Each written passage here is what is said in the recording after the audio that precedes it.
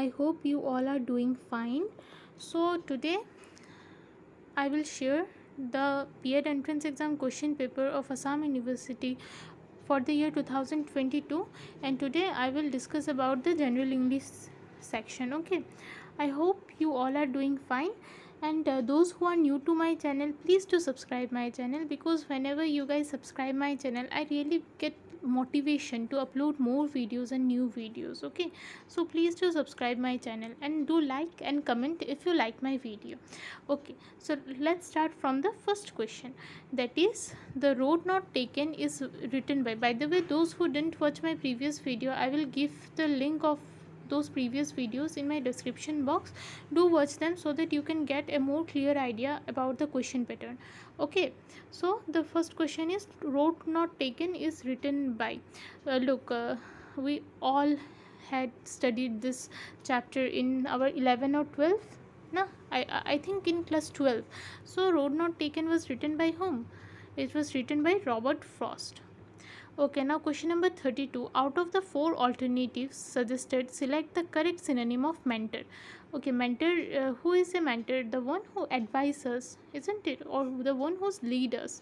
The first option is option A, advisor, good option. Genius, yeah, mentor is, maybe mentor is genius, but genius is not the correct option. Stylist, no. Then philosopher. So here the most correct option is option A, that is advisor. Now question number 33. I dash this letter since 7 a.m. in the morning. Look, whenever you guys see since, sorry. So whenever you guys find since in any sentence, always make sure that this is in which tense. कि मैं अभी लिख रहा हूँ, मैं सुबह से ये लिख रहा हूँ, ठीक है. तो इसमें क्या बैठता है, जब भी सिंस होता है हमेशा क्या बैठता है, मैक्सिमम टाइम हैव बीन बैठता है, ठीक है. सो ये what will be the answer here, that I have been writing this letter since 7 a.m. in the morning. So here option C is the correct answer. Now moving to question number 34. If you guys have any confusion, please do comment below. Okay, now question number 34. Car is related to garage. Similarly, aeroplane is related to, so for your kind information, aeroplane is related to hangar. Okay, the place where aeroplanes are parked, it's known as hangar.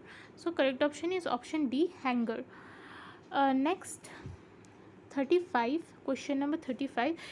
The order of the parts of a sentence to make complete meaning, ठीक है. तो क्या बोला गया यहाँ पे कि हमें ये सारे सेंटेंस के पार्ट्स को मिला के एक कंप्लीट मीनिंग बनाना है. तो पहला है कि therefore you must listen carefully what the speaker has said in order to understand will be made just once. Okay, चलिए हम लोग गैस करते हैं हाँ पहले कि क्या मतलब यहाँ पे सेंटेंस बन सकता है. यहाँ पे क्या सेंटेंस बन सकता है कि in order to understand what the speaker has said,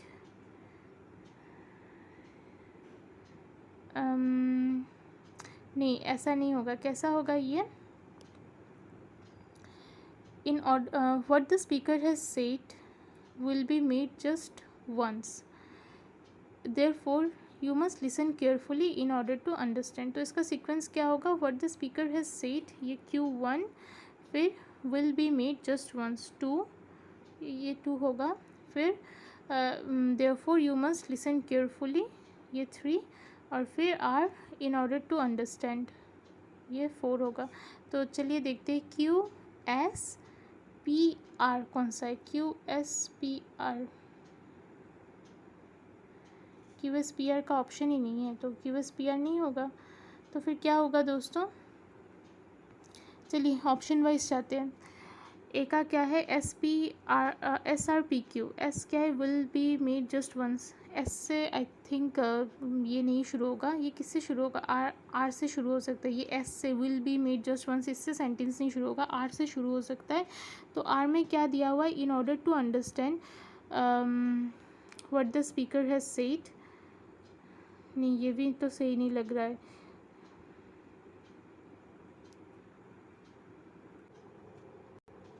तो फ्रेंड्स यहाँ पे जो मतलब मोस्ट प्रोबेबल ऑप्शन है ये कौन सा हो सकता है, ये ऑप्शन सी हो सकता है. देखिए क्या होगा, यहाँ पे एस को नंबर 1 कहा गया है, फिर पी को नंबर 2 कहा गया है, और फिर आर को नंबर 3 एंड क्यू को नंबर 4। अगर ऐसा होता है तो क्या होगा, will be made just once, therefore you must listen carefully what the speaker has said in order to understand। तो यहाँ का जो करेक्ट आंसर होगा ये ऑप्शन सी होगा, क्योंकि बाकी जितना यहाँ पे ऑप्शंस है ना, ये किसी में भी मतलब ये जो लाइन से ये नहीं मतलब अच्छे से सेट हो रहा है, तो यहाँ पे ऑप्शन नंबर सी ही करेक्ट होगा।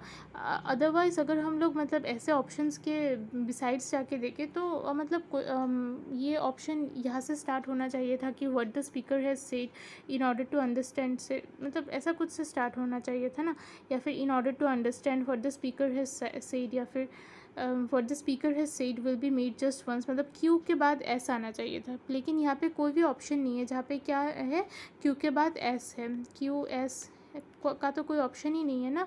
तो हम लोग को क्या मतलब ये अगर ऐसा आपको आए ना कि मतलब सारा जो सेंटेंसेस है वो मतलब आपका जो मतलब आपने जिस ऑर्डर पे इसको सोचा है उस ऑर्डर पे ना आए, तो आप ये जो ये MCQs है ना, इस पे आप उसको सेट करके देख लीजिएगा कि किस में सबसे अच्छा ये बेस्ट ये बैठता है। तो यहाँ पे ऑप्शन सी में बैठ रहा है, तो इसका करेक्ट आंसर होगा option C.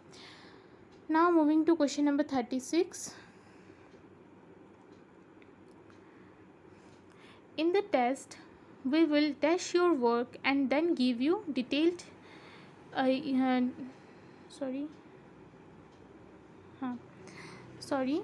okay. The question number 36. In the test, we will dash your work and then give you detailed feedback. Use appropriate word to fill in the blank. तो यहाँ पे क्या होगा, in the test we will क्या करेंगे यहाँ पे, चलिए ऑप्शंस देखते हैं। चेक नहीं होगा, देखो फीडबैक देना है ना, तो फीडबैक देने के लिए मतलब बस चेकिंग तो मतलब ठीक नहीं है, मेजर नहीं होगा, जज भी नहीं होगा। यहाँ पे जो मतलब मोस्ट करेक्ट आंसर है ये है assess. In the test we will assess your work, मतलब हम लोग जो तुमने जो काम किया है उस पर हम लोग मतलब एसेस करेंगे, उसको देखेंगे अच्छे से, हर तरफ से हम लोग उसे देखेंगे और फिर हम लोग तुम्हें एक फ़ीडबैक देंगे, ठीक है। तो और ये फीडबैक जो है ना, फीडबैक के साथ हमेशा एसेस ही ज़्यादा मतलब बेटर बैठता है, तो यहाँ पे मोस्ट करेक्ट आंसर है assess. Now question number 37। Choose the word opposite to the meaning of the word aloof. तो अलूफ क्या मतलब क्या है, अलूफ का मतलब है मतलब डिफरेंट, ठीक है। तो इसका ऑपोजिट वर्ड यहाँ पे कौन सा होगा, इसका ऑपोजिट वर्ड होगा फैमिलियर, ठीक है। Okay, now moving to the next question, that is question number 38। Select the best alternative for the underlined idiom or phrase. The police nabbed the accused as they tipped off by the neighbor. तो यहाँ पे ये tipped of का मतलब क्या है, देखो यहाँ पे जो सबसे ज़्यादा मिस्टेक होता है कि लोग समझते हैं टिप्ड ऑफ मतलब पैसा देना, ठीक है। तो यहाँ पे लोग क्या कर देते हैं, ब्राइब दे देते हैं आंसर। इसका आंसर ब्राइब नहीं होगा दोस्तों, इसका आंसर क्या होगा पता है, इसका आंसर है कि गिव एडवांस इन्फॉर्मेशन। मतलब टिप्ड ऑफ का सही जो मीनिंग होता है, टिप्ड ऑफ का सही मीनिंग क्या होता है कि मतलब कोई सीक्रेट बात किसी को बता देना, पहले से ही किसी को कोई सीक्रेट बात बता देना, इसका ये होता है ये टिप्ड ऑफ का मीनिंग, ठीक है। तो इसका करेक्ट ऑप्शन क्या होगा, इसका करेक्ट ऑप्शन होगा option number C. Now moving to question number 39। तो जैसा कि आप लोग देख सकते हैं क्वेश्चन नंबर 39 में क्या बोला है कि arrange the following word in order in which they occur in the dictionary and then choose the correct option. तो इसको मतलब उस सिस्टम में बिठाना है जैसे डिक्शनरी में होता है। तो इसके लिए हम लोग पहले क्या करेंगे, देखो सबसे पहले हम लोग ये नोटिस करते हैं कि इसमें देखो सारा जो है ये सारा DISSS है, सिर्फ ये एक DIST है। तो S किसके बाद आता है, सॉरी एस के बाद क्या आ रहा है, यहाँ पे टी आ रहा है। तो एस क्या आता है, एस टी के बाद आता है या फिर टी के पहले आता है। तो देखो मतलब जो टी है ना ये तो एस के बाद आता है, तो ये क्या होगा, ये डिक्शनरी में मोस्ट प्रोबेबली ये क्या होगा, लास्ट में बैठेगा। तो यहाँ पे हम लोग चेक करते हैं कौन सा ऑप्शन मतलब लास्ट में कौन से ऑप्शन का 4 आ रहा है, तो ये और ये ऑप्शन, तो ये दोनों ऑप्शन क्या हुआ, अपने आप कैंसिल आउट हो गए। उसके बाद चलिए हम लोग देखते हैं कि सबसे पहले क्या आएगा। पहला है DISSI, फिर है U, फिर है E, फिर क्या आता है, फिर आता है O, फिर आता है E। तो देखिए सबसे पहले क्या आएगा, ई आएगा, है ना। तो यहाँ पे ई कौन कौन से वर्ड्स में है, एस के बाद ई ये थर्ड वाले वर्ड में है और ये सिक्स्थ वाले वर्ड में। अभी उसके नेक्स्ट वर्ड चेक करते हैं। देखिए इसके बाद ई के बाद एम आ रहा है, ठीक है, तो ये क्या होगा, ये नेक्स्ट हो गया, और ये क्या हो जाएगा, ये फर्स्ट हो जाएगा, क्योंकि यहाँ पे ई के बाद क्या आ रहा है, सी आ रहा है, तो सी 6 क्या होगा, 6 नंबर फर्स्ट होगा। तो देखिए इसका मतलब 6 अगर फर्स्ट हुआ तो ऑप्शन में से किस में 6 पहले आ रहा है, इसमें, तो ऑप्शन ए हमारा करेक्ट ऑप्शन होगा। तो देखिए इस तरह से ना आप मतलब बहुत कम टाइम में आप बस मतलब जो रॉन्ग आंसर है उसको कैंसिल आउट करके आप बहुत कम टाइम में करेक्ट आंसर्स निकाल सकते हैं। अगर लाइक आपको अगर कोई डाउट है तो आप अपने कॉपी में ये बना के देख सकते हैं। तो यहाँ पे करेक्ट आंसर कौन सा होगा, correct answer option number A होगा। Now moving to question number 40, to hold one's tongue. To hold one's tongue का मीनिंग क्या होता है, to support, to interfere in one's work, to insult someone, to keep quiet. तो यहाँ पे correct answer होगा to keep quiet. Okay, to hold one's tongue means to keep quiet. Okay friends, so with this video I am with this question I am ending up this video. Next, in my next part I will upload the video for general knowledge and reasoning.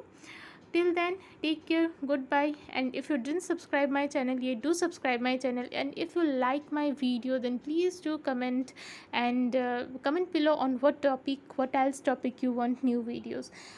Thank you, bye.